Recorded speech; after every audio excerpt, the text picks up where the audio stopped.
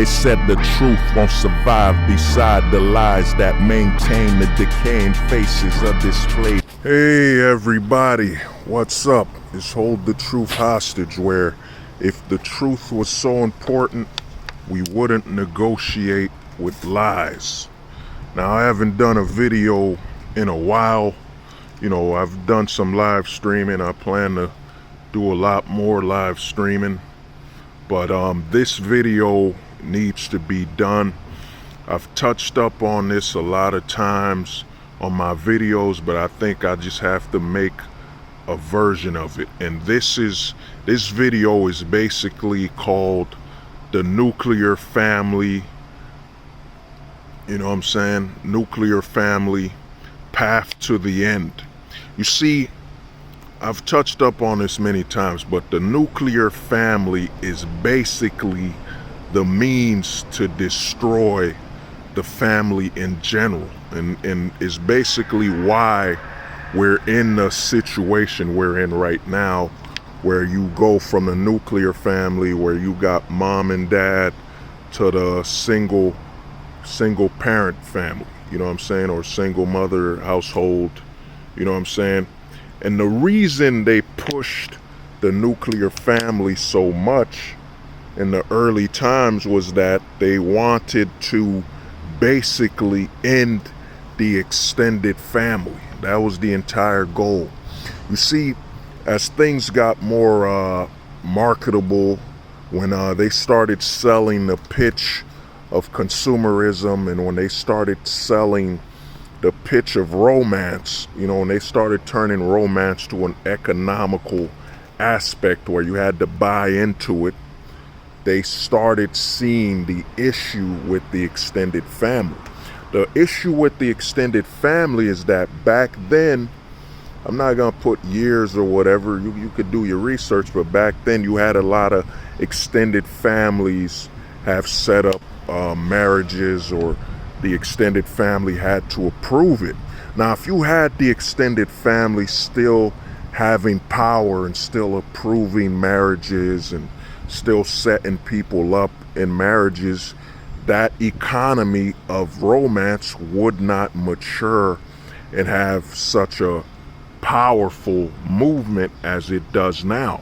Because, it wouldn't matter how much they advertise every kiss begins with K, when, none of those things will matter, because every kiss would have to be approved by the extended family, such as grandma, grandpa, your father, and so on, the extended lineage, where it would have to be, is this relationship valuable to the family first versus valuable to your romantic needs and so on.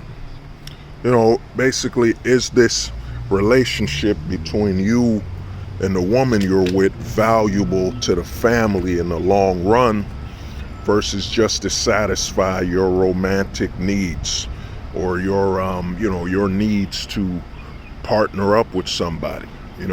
So they couldn't have the extended family exist. And another thing is, the extended family was literally a filter to consumerism, because here's the thing: when you had an extended family, and here's the plus, this is why when you see a lot of families from overseas, for example, be it Mexico, China, families, Ecuador, when they come together, and you see them stay together longer, and you even have it that it's harder for the society and the consumerism to actually push away their children. It's harder for them to push away their children to buying into consumerism, because that family is intact.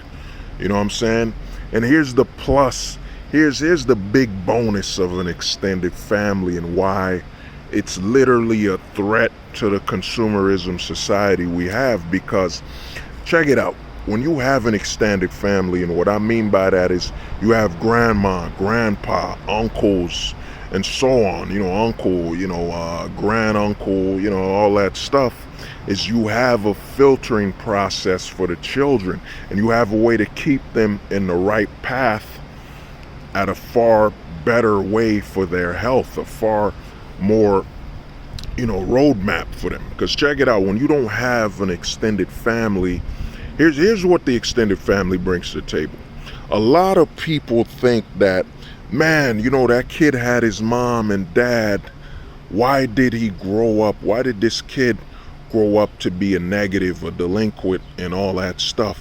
The reason is that when your child is growing up, your child grows up with a large void in their life, even if you have mom and dad there, because mom and dad cannot relate to their child at the age of let's say from 1 to about 9 or 10.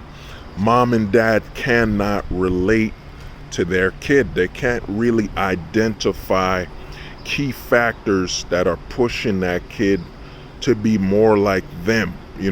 That's the job of that kid's grandma and granddad or granduncle, because your mother, that kid's grandparents can identify key aspects of that kid when they were, as they're growing up, to say, hey, let's say that kid is 5 years old, he has a lot of energy, or he's very quiet. The grandparents could come and say, look, that kid is just like you when you were that age. And now it's reminding that kid's parents that that kid is on the right path. And then that kid gets more encouragement and comfort in that they're heading towards the right path to becoming more like their parents. Because here's the thing, man, we do not remember who or what we were beyond the age of probably 11 to 12. We don't remember. So that means there's a 10-year gap. Your children are growing up where they do not have anybody that relates to them. That's why you have a lot of kids and they grow up in a void, like they don't have any direction. They can't relate to their parents until they reach a certain age, which is usually 12. Then the father could be like, hey, you just like me when you were 12, or the mother, you just like your pops, or whatever. They can now point out things because that's when they remember, so that kid without the grandparents there grows up in a void where they're being raised by the schools and they're being raised and relate to their friends. Now think about it, their friends might come from a broken home and so on, but they can only find comfort in their friendships because only their friends can relate to them and point out things that they're going through because they're all at the same age, since the parents can't point that out, So what happens is these kids grow up in what I call a void. They grow up in a void where, they can only relate to each other. And think about it, your kid is at school for 8 hours at a time. So for 8 hours every year for the school year, they're spending with their friends, who they relate to, who they can basically, pinpoint to, So they relate more to their friends than anything else. And the thing is, while growing up in that void, nothing the parents bring in there will have as much of a stable effect on stabilizing that kid's growth in their mind. That's the job of the grandparents. And another reason the grandparents in the extended family is so valuable is that while mom and dad are at work or too busy, because if you going to work and you come back from work, you're probably gonna have about 2 hours or so to give your energy and time to that kid, but that kid's been at school for over 8 hours, hanging with their friends for far more time than they're hanging out with their parents to get that direction in them. You know what I'm saying? So the great aspect that the grandparents bring to the table is that when the kid isn't at school, the grandparents can actually provide that kid with activities, maybe fishing, maybe cooking training, or maybe building, mechanics. The grandparents would provide something for that child to do while the parents are at work, or the parents can't spend as much time with the child, and the grandparents can keep that kid in the right path. And most importantly, the grandparents protect that kid from the advertisement that is constantly being bombarded towards that child by the consumer products and consumer relations. That's one big and a very important aspect you see that grandparents and having an extended family brings to the table, is that they act as a filter towards the consumer advertisement that is constantly bombarding the kids. You know what I'm saying? So when you don't have that extended family, your kids are they're void of somebody directing them to the path to relating to you at a younger age. Because your kid could be like 4, 8 years old and they're doing something and they're not sure if they'll ever be like their father or relate to their mom and stuff like that, because you can't tell them. You honestly can't relate to them at that age as a parent. That's the job of the grandparents and the extended family, the great uncles and all that. That's why you see the Hispanic community, the Caribbean community, the Jamaicans, the Haitians, when they come in, that kid gets more of their culture engraved in them, because if their grandparents are from there, they'll teach them and they'll filter them, tell them stories, and identify points where they can pinpoint where they were that are just like their parents. So the whole goal of the whole advertisement for the nuclear family was where they kept telling you, hey man, put your grandparents in a home. You know what I'm saying? Put your grandparents in a home, put them away from you and your kids. That's success, because they want to remove the ties to your culture and your history that your grandparents bring to the table. So it's easier for them to manipulate your child 24/7, you know what I'm saying? Through, be it television advertisements, be it through them going to school and being indoctored into, you know what I'm saying, fitting into society, even if there are issues in that society. You know what I mean? It leaves your children wide open when you have a nuclear family. And then the amount of time you spend at work leaves them open to advertisement, even if it's on their phone, game ads and, ads for companies and brands. The nuclear family is the semi-great setup to manipulating your children and keeping them far from relating to you or anything outside, anything outside of consumerism. You know what I'm saying? There's a barrier that comes from consumerism by having the extended family. And when that's gone, it's open season, man. It's open season on your children, open season completely, man. So what happens is when you have that nuclear family, and the nuclear family, think about it, it's called nuclear family. You know what I mean? Nuclear bomb. Think about the nuclear bomb and so on. And what was great about the nuclear family is that it set up the perfect setup to have the single mother household. It was basically, now the grandparents aren't there. Now the grandparents aren't there and the extended family aren't there. And you have all the legal biases of his fault, divorce, child support, and all these aspects. By not having the extended family there that would talk to that wife, that would let her know, hey, there are some problems here, but it's on both sides, or it's on you. You're not catering to certain needs your husband wants, or you're not catering or accepting certain things he brings to the table. You're making demands that are more about the consumption and consumerism that's being projected to you, rather than looking at, you have a healthy family, you have a loyal husband, this and that. The nuclear family by not having the extended family there to talk to the wife, to talk to the husband, it's easier to exterminate that family. You know what I'm saying? The nuclear family is perfect.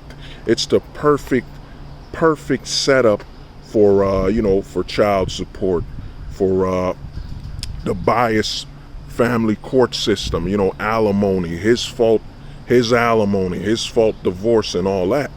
You know what I mean? It's perfect for that, because there are no extended family members to give any direction or input on the relationship, because a lot of times the extended family had to approve. That's why they had mom and dad approve of the marriage, because it would showcase that they have the best interest. They're the family. They're not a marriage planner or wedding planner or relationship expert that's trying to line up their pockets. They're your family. You know what I'm saying? That's why the family approval meant so much. You know what I'm saying? That's why it meant so much, man. And now you don't have that. It's wide open.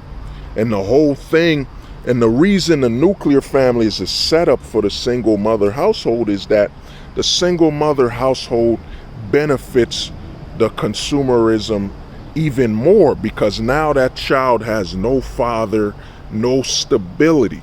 The only stability that kid can find is on TV, watching a TV show where you see mom and dad together. You know what I'm saying? And that child is now completely open, because if the kid only has the mom in their life, they don't have any authority. They don't have the fear and respect that comes with a father being in the household.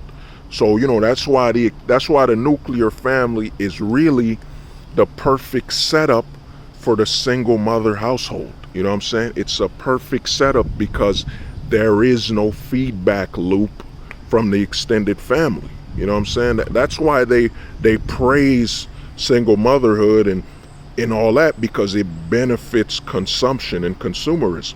You know what I mean? That's why I say the nuclear family, it's really a trap. You know what I mean? It's really set up to reach its full evolution, which is a single mother household. Because once you have a single mother who's struggling, working, who doesn't barely have any time at all to spend with the children, now those children will be raised on what? Hot Pockets, fast food. You know what I'm saying? And then her whole definition of success is based on how much she can consume. I got them Jordans, I got them this, I got them that. So they appear that we're succeeding, rather than I got them a stable household with their father. I got them their access to their grandparents. I got them learning their culture, their history. No, it's all about fitting into that consumption. You know what I'm saying? You fitting into that latest consumption. That's why you see a lot of single mother households where I got them Jordans, I got them everything, I got them the latest trends that determine their success. Basically, I have them aligned to valuing consumer goods over the stability of their family, their household. You know what I'm saying? And I'll end up doing a part 2 on this video.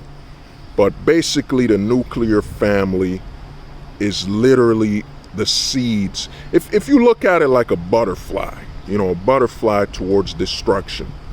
You know what I'm saying? The nuclear family is basically the caterpillar. You know what I'm saying? It's the caterpillar.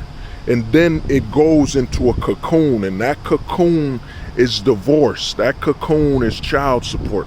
That cocoon is alimony. And then it evolves from a nuclear family. Out of that cocoon comes out the single mother household. That's how you gotta look at it. It's literally goes into a process, because once you can get someone to walk away from their extended family, grandma, grandpa, you know what I'm saying, great uncle, great uncle, whatever you want to call it, great aunt. Once you get that family to break up to where it's a family first setup, then it's easy. It's open season for consumerism to take over that family. So, this is part one. I'll do a part two of this, the nuclear family. But just remember that the nuclear family is basically the cocoon state. The cocoon state towards evolving into a single mother household butterfly, because there's no feedback. There's no feedback or nothing to keep the family intact at all. So that's what it's about. That's what the whole nuclear family, and think about it, nuclear, you know what I'm saying? Nuclear explosion, nuclear bomb.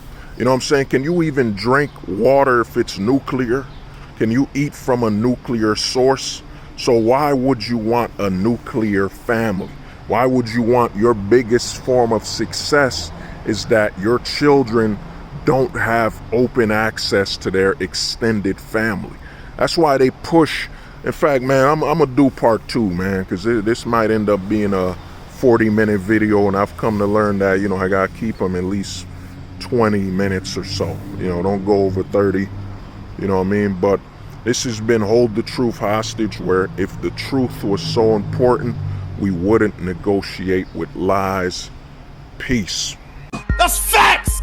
They said the truth won't survive beside the lies that maintain the decaying faces of